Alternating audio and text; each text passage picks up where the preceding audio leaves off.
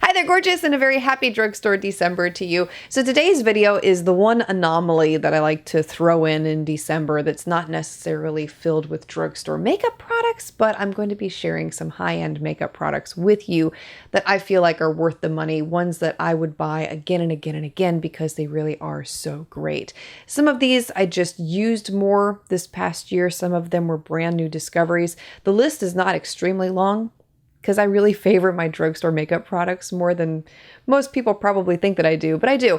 And I love high-end makeup from time to time too. First one I have to share with you is from a brand that I usually don't love. And I'm in the minority with that. I get a lot of hate when I say that. And that is Charlotte Tilbury. Don't get me wrong, her makeup is exquisite, very high quality. It just comes down to personal taste. And for the most part, most of the products I've tried have not been wow, but there are a couple that I do really love. And that one, the first one, is her Magic Liner Duo. This is a product I discovered this past year for the first time. It has a metallic eyeliner on one side and then a matte eyeliner on the other side. And this is the blue shade. Really beautiful color with both of these pencils. I like that you get two different finishes on each side, and I love the lasting power of these pencils. They don't smear, they don't smudge, they stay put.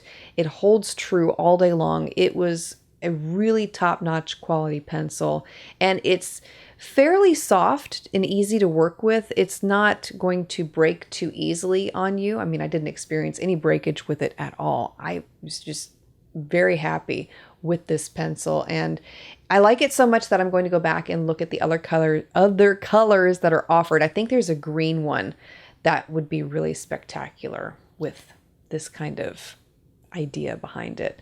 Other eyeliners that I tried out for the first time this past year were the ones from Bare Minerals. Now, these are ones that can be, you either love them or you hate them. And I'll tell you why.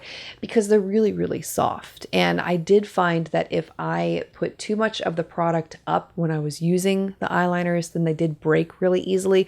But if I was really careful to keep them down lower and use a small amount on the tip at a time, it was much easier to eliminate that breakage. This formula is very soft. It's very creamy. I also felt like the color range within this line was pretty fantastic, and they lasted all day. They didn't smudge, they stayed put, and I wore them for upwards of 16 hours with no movement. So really, like the Charlotte Tilbury, really excellent quality eyeliners if you're looking for a new one to try. From Christian Dior, I discovered this Brow Styler brow pencil this past year. This one is in the shade Auburn, but I do think they make a universal brown shade also within this line.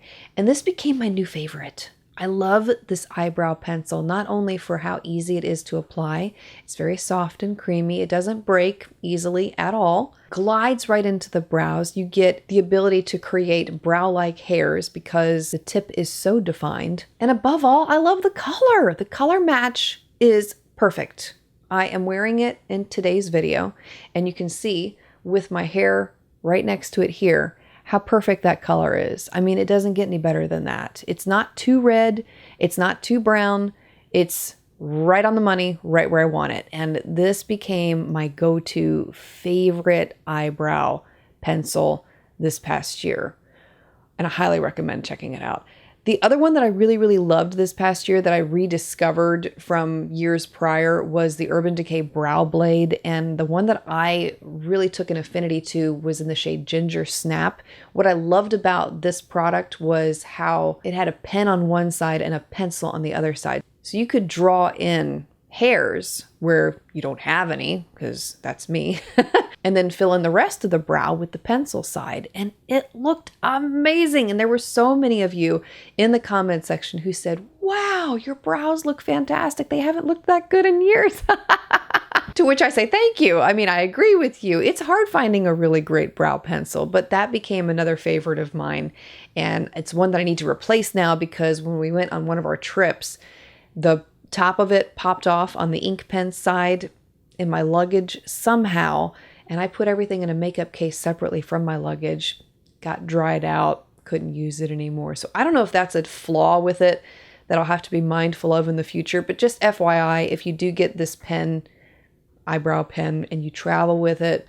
I don't know how I'm going to secure that in the future. I'll have to think about that, but something to be aware of. This next product is not a new discovery from 2021, but it was one I think I discovered at the end of 2020, and I started picking it up more this past year, and that is the Chantecaille Loose Powder. When I first discovered this powder, it wasn't one that really blew me away initially, and I thought, oh, well, that's nice. But then I started using it more and discovered the blurring effect that it gives the skin, and it really does give your skin such a soft appearance without any detectable, you can't see it. Okay, I ran out of words how to word that, but you can't detect it on the skin, and it just looks like your skin. There we go. It's skin-like, and I absolutely fell in love with this past year. One I highly recommend.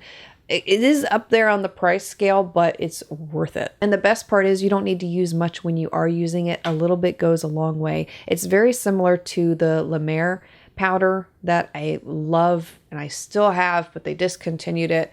Very similar to that one and just as high quality. So I absolutely loved that one.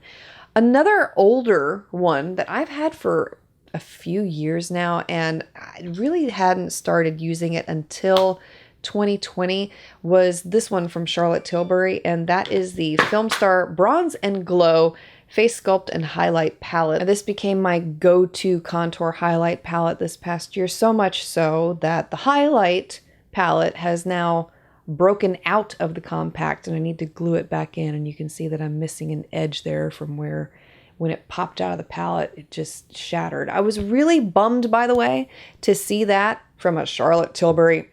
Doggone it.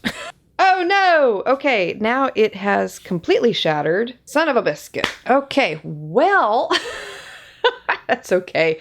You know, I really used the contour side of this palette more than the highlight, but I have to tell you how disappointed I am to see that that came out. I mean, come on. This palette was like, what, 70 bucks?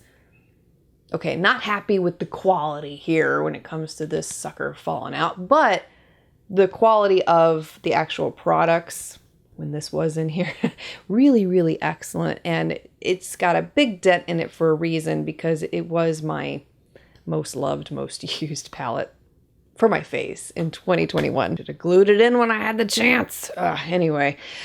Okay, moving on. Another product I discovered this past year that I fell madly in love with is this mascara from Lancome. It's the Monsieur Big Waterproof Mascara. I love the wand.